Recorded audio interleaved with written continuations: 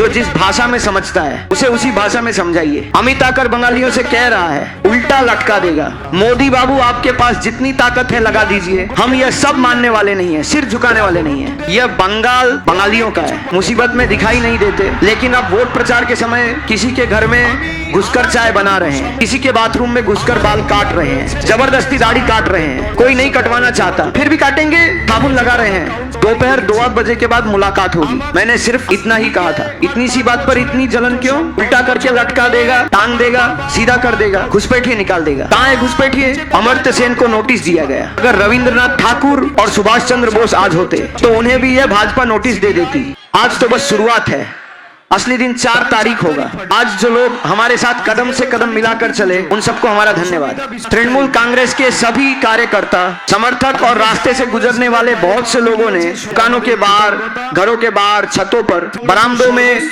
जिस तरह हमें प्यार और आशीर्वाद दिया, अपना बनाया, स्वागत किया, उसके लिए मैं मानिकतला के लोगों का हमेशा आभारी रहूंगा। ममता बनर्जी के निर्देश और नेतृत्व में तृणमूल को आगे रखकर मैं आप सबसे वादा करता हूं, इस बार बहुत से युवाओं को तृणमूल कांग्रेस में मौका मिला है और वे प्रतिनिधित्व कर रहे हैं। मैं अपने लोकसभा क्षेत्र को जैसे दिल से संभालता हूँ, वैसे ही मानिकतला को भी संभालूंगा, यह मैं वादा करता हूँ। मेरी जितनी ताकत है, जितना अधिकार है, जहाँ भी आपको जरूरत होगी मैं साथ रहूंगा। यहाँ जितने भी काउंसिलर हैं, 8 वार्ड हैं, मैं हर काउंसिलर के संपर्क में रहूंगा।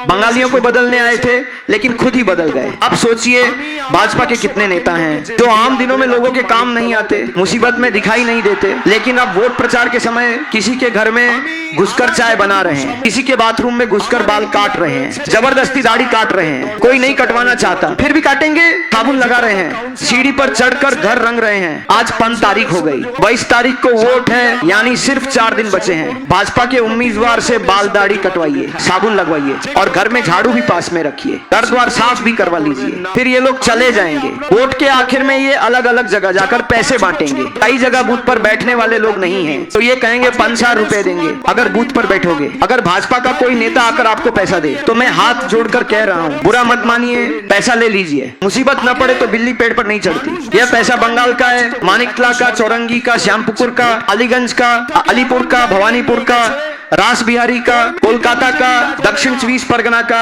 उत्तर 24 परगना का। यह किसी की बाप दादा की जायदाद नहीं है। आप पद्म फूल से पैसा लीजिए और वोट जोड़ा फूल को दीजिए। जो जिस भाषा में समझता है उसे उसी भाषा में समझाइए। अमित आकर बंगालियों से कह रहा है, उल्टा लटका देगा। कल प्रेस कॉन्फ्रेंस करके कहा कि अभिषेक बनर्जी ने मुझे गाली दी। मैंने अपने 15 साल के राजनीतिक जीवन में किसी के खिलाफ एक छोटा सा भी गलत शब्द इस्तेमाल नहीं किया। मैंने सिर्फ इतना कहा कि आप देश के गृह मंत्री हैं, सिर ठंडा रखिए, ज्यादा पानी पीजिए, अपने शरीर का ध्यान रखिए, गर्मी बहुत है, और अगर सच में हिम्मत है तो 4 तारीख को बंगाल में रहिए। दोपहर 2 बजे के बाद मुलाकात होगी। मैंने सिर्फ इतना ही कहा था। इतनी सी बात पर इतनी जलन क्यों? उल्टा करके लटका देगा, टांग देगा, सीधा कर देगा, घुसपैठिए निकाल देगा। कहाँ है घुसपैठिए? अमर्त्य सेन को नोटिस दिया गया। अगर रविंद्रनाथ ठाकुर और सुभाष चंद्र बोस आज होते तो उन्हें भी यह भाजपा नोटिस दे देती। इस भाजपा ने माँ दुर्गा के वंश पर भी सवाल उठाया है। 7 सीटें लेकर भाजपा यह तय कर रही है कि कौन मछली बेचेगा, कौन मांस बेचेगा। पेट पालने के लिए ब्रिगेड में एक आदमी ने पैटीज बेची तो उसे मारा गया, पुलिस ने गिरफ्तार किया। बेल मिलने के बाद वो बाहर आया तो भाजपा नेताओं ने उसे माला और सम्मान देकर स्वागत किया। यही भाजपा का असली चेहरा है। जिन्होंने हिंदू धर्म को पढ़ा ही नहीं, जाना ही नहीं, गीता का एक श्लोक तक नहीं पढ़ा, वे हमें धर्म सिखा रहे हैं। मैं बस आप सबसे इतनी सी गुजारिश करूंगा, जिन्होंने 5 साल से हमें बांग्लादेशी और रोहिंग्या कहकर बदनाम किया है। आज ज्ञानेश कुमार ने 9 लाख बंगालियों के नाम हटा दिए हैं। करीब 30 लाख बंगाली ऐसे हैं जिनके पास सही कागज होने के बाद भी उनका नाम वोटर लिस्ट में नहीं जोड़ा गया। पहले लोग वोट देकर सरकार चुनते थे, अब सरकार तय कर रही है कि वोट कौन देगा। देश को ऐसी जगह पर ले जाया गया है। भाजपा काम के आधार पर राजनीति नहीं करती। यहाँ जो उम्मीदवार बना है उसका नाम लेकर आज मैं माहौल खराब नहीं करूंगा। वह निजी हमला कर रहा है, यही उसकी पहचान है, यही उसकी शालीनता का उदाहरण है। जवाब जनता देगी, ये सब जानते हैं। ईडी की रेड हुई और उसके 7 दिन के भीतर वो भाजपा में चला गया। हम तो बेईमान नहीं हैं जो अपनी जान बचाने के लिए भाजपा में शामिल हो जाएं। पिछले 10 साल में आपने मेरी लड़ाई देखी है। मुझे, मेरी पत्नी को, मेरे 5 साल के बेटे को, 10 साल की बेटी को, मेरे माता पिता को, किसी को नहीं छोड़ा गया। जो भाजपा में चले जाते हैं वे धुले हुए तुलसी के पत्ते बन जाते हैं, और जो लड़ाई कर रहे हैं, विरोध कर रहे हैं, बंगाल के हित के लिए लड़ रहे हैं, उनके पीछे ईडी, सीबीआई, इनकम टैक्स लगा दिया जाता है। मोदी बाबू आपके पास जितनी ताकत है लगा दीजिए, हम ये सब मानने वाले नहीं है, सिर झुकाने वाले नहीं है। यह बंगाल बंगालियों का है। जो लोग अब अलग अलग राज्यों से आकर हमें ज्ञान दे रहे हैं कि वे बंगाल में बदलाव लाएंगे, बंगाल को बदल देंगे, वे बंगाल में आकर बंगालियों से कह रहे हैं घर में घुस जाओ नहीं तो जेल में डाल देंगे। कौन कह रहा है?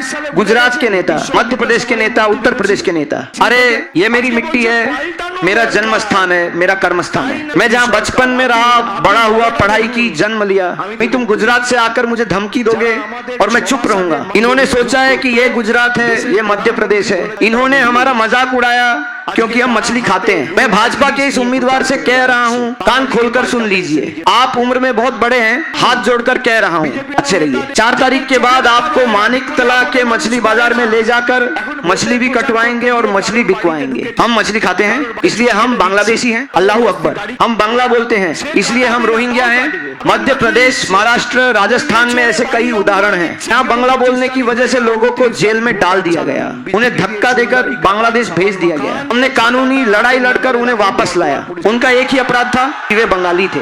जिन्होंने हमारे वीर क्रांतिकारियों का अपमान किया, जिन्होंने रविंद्रनाथ ठाकुर का अपमान किया, जिन्होंने विद्यासागर की मूर्ति तोड़ी। आज से 4 दिन पहले उत्तर प्रदेश के मुख्यमंत्री योगी आदित्यनाथ आकर कह गए कि स्वामी विवेकानंद ने न जाने क्या कहा था। यही भाजपा की पढ़ाई है। इन्हें इतिहास, भूगोल, विज्ञान कुछ नहीं आता। ये लोग गाय के दूध में सोना ढूंढ लेते हैं, बहुत कुछ ढूंढ लेते हैं, लेकिन गणित, इतिहास, भूगोल, विज्ञान, अंग्रेजी, बांग्ला कुछ नहीं जानते। इन्हें सिर्फ बंगालियों का अपमान करना आता है। ये लोग रानी रासमणी को रानी रासमती बोलते हैं। 2019 में ईश्वर चंद्र विद्यासागर की मूर्ति तोड़ी गई थी। आज ये कह रहे हैं कि बदलाव चाहिए, इसलिए भाजपा सरकार चाहिए। आप जरा मजा देखिए। मैं तो सच में ये सब देखकर हैरान भी होता हूँ और आनंद भी लेता हूँ। तो लोग 6 महीने पहले तक मछली खाने को लेकर हमारा मजाक उड़ाते थे। देश के प्रधानमंत्री ने कहा था कि जो मछली खाते हैं वे मुगल, आज वे हाथ में रोहू, बोआल, कतला इलिश लेकर प्रचार कर रहे हैं। बंगालियों को बदलने आए थे लेकिन खुद ही बदल गए। आप सोचिए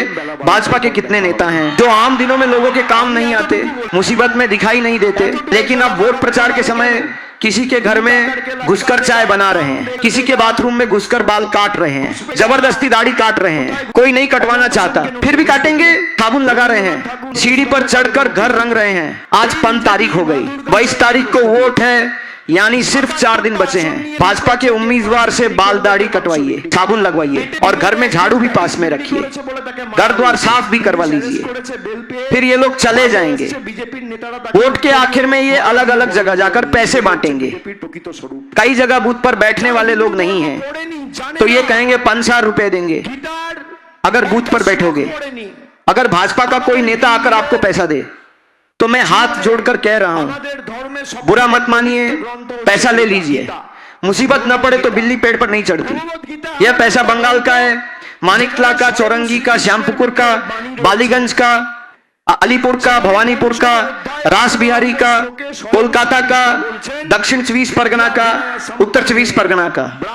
यह किसी की बाप दादा की जायदाद नहीं है। आप पद्म फूल से पैसा लीजिए और वोट जोड़ा फूल को दीजिए। जो जिस भाषा में समझता है उसे उसी भाषा में समझाइए। अमित आकर बंगालियों से कह रहा है, उल्टा लटका देगा। कल प्रेस कॉन्फ्रेंस करके कहा कि अभिषेक बनर्जी ने मुझे गाली दी। मैंने अपने 15 साल के राजनीतिक जीवन में किसी के खिलाफ एक छोटा सा भी गलत शब्द इस्तेमाल नहीं किया। मैंने सिर्फ इतना कहा कि आप देश के गृह मंत्री हैं, सिर ठंडा रखिए, ज्यादा पानी पीजिए, अपने शरीर का ध्यान रखिए, गर्मी बहुत है, और अगर सच में हिम्मत है तो 4 तारीख को बंगाल में रहिए। दोपहर 2 बजे के बाद मुलाकात होगी। मैंने सिर्फ इतना ही कहा था। इतनी सी बात पर इतनी जलन क्यों? उल्टा करके लटका देगा, टांग देगा, सीधा कर देगा, घुसपैठिए निकाल देगा। कहां है घुसपैठिए? अमर्त्य सेन को नोटिस दिया गया। अगर रविंद्रनाथ ठाकुर और सुभाष चंद्र बोस आज होते तो उन्हें भी यह भाजपा नोटिस दे देती। इस भाजपा ने मां दुर्गा के वंश पर भी सवाल उठाया है। 7 सीटें लेकर भाजपा यह तय कर रही है कि कौन मछली बेचेगा, कौन मांस बेचेगा। पेट पालने के लिए ब्रिगेड में एक आदमी ने पैटीज बेची तो उसे मारा गया, पुलिस ने गिरफ्तार किया। बेल मिलने के बाद वो बाहर आया तो भाजपा नेताओं ने उसे माला और सम्मान देकर स्वागत किया। यही भाजपा का असली चेहरा है, जिन्होंने हिंदू धर्म को पढ़ा ही नहीं, जाना ही नहीं, गीता का एक श्लोक तक नहीं पढ़ा। वे हमें धर्म सिखा रहे हैं। हमारे हिंदू जीवन में हमारा सबसे पवित्र ग्रंथ गीता है, भगवत गीता है। भगवत गीता ऐसा ग्रंथ है जिसमें स्वयं श्री कृष्ण के, उसमें उनके मुख से निकली वाणी है। वहां 5वें अध्याय के 98वें श्लोक में श्री कृष्ण कहते हैं, विद्या विनय संपन्ने ब्राह्मणे गवी अस्तिनी शुनि चैव शोपा के च पंडिता समदर्शिना। इसका मतलब है कि सिर्फ इंसान ही नहीं, बल्कि हर जीव जंतु, जानवर, चींटी, कुत्ता, बिल्ली, सब में स्वयं श्री कृष्ण विराजमान है। और उसी गीता पाठ के कार्यक्रम में भाजपा के लोग इस बात पर मारपीट कर रहे हैं कि चिकन पैटीज और वेज पैटीज कौन बेचेगा। उत्तर प्रदेश और मध्य प्रदेश के नेताओं से मैं बस इतनी गुजारिश करूंगा, अगर यहाँ श्रेया पांडे जीतती हैं तो मानिकतला का पैसा मानिकतला में खर्च होगा, और अगर यहाँ भाजपा जीतती है तो मानिकतला का पैसा गुजरात और मध्य प्रदेश चला जाएगा। आपको पैसा नहीं मिलेगा, सेवा नहीं मिलेगी। इलाके के पूरे विकास को ध्यान में रखकर वोट दीजिए। जो लोग धर्म के नाम पर राजनीति करते हैं वे राजनीतिक रूप से खाली हो चुके हैं, उनके पास कोई असली मुद्दा नहीं है। मेरा खुला चैलेंज है, नरेंद्र मोदी 2074 में प्रधानमंत्री बने थे, 12 साल से सत्ता में हैं, क्या आज जवाब दे सकते हैं? 2074 में रसोई गैस का दाम 400 रुपए था, आज वही गैस 3100 रुपए है, और ब्लैक में 200 रुपए तक बिक रही है। 1 किलो चाय पत्ती 31 रुपए थी, आज टीसा 56 रुपए है। 1 लीटर केरोसिन 4 रुपए था, आज 26 रुपए है। रेलवे प्लेटफॉर्म टिकट 5 रुपए था, आज 30 रुपए है। सब्जियों के दाम भी बहुत बढ़ गए। 1 किलो टमाटर 20 रुपए था, आज 550 रुपए है। ढेंडस 78 रुपए था, आज 500 रुपए है। दूध 70 रुपए लीटर था, जीरा 150 रुपए किलो था, आज 370 रुपए किलो है। खाने का तेल 150 रुपए लीटर था, आज 200 रुपए लीटर है।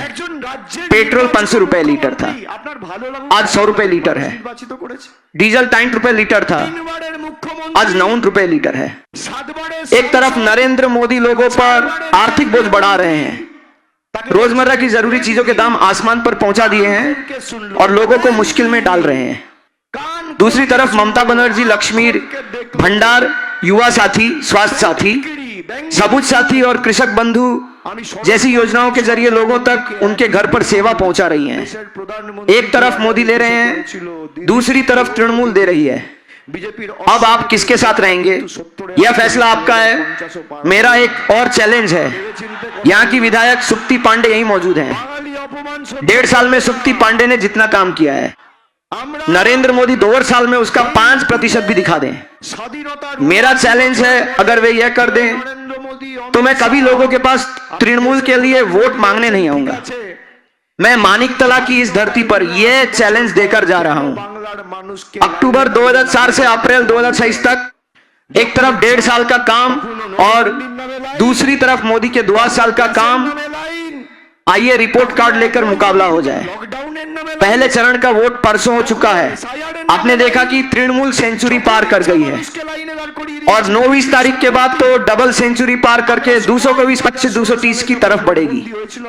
आपने गृह मंत्री की भाषा सुनी है, एक राज्य की चुनी हुई मुख्यमंत्री। आपको पसंद हो या ना हो, जनता ने उन्हें चुना है। 3 बार की मुख्यमंत्री, 7 बार की सांसद, 4 बार की केंद्रीय मंत्री, उन्हें दीदी कहकर बुलाया जा रहा है, मजाक उड़ाया जा रहा है। मैं गृह मंत्री को याद दिलाना चाहता हूं कि यही गलती देश के प्रधानमंत्री ने 2021 में भी की थी। तब भाजपा सांस पर रुक गई थी, इस बार पंसद भी पार नहीं करेगी। सोच समझकर बात कीजिए, बंगाली अपमान बर्दाश्त नहीं करेगा।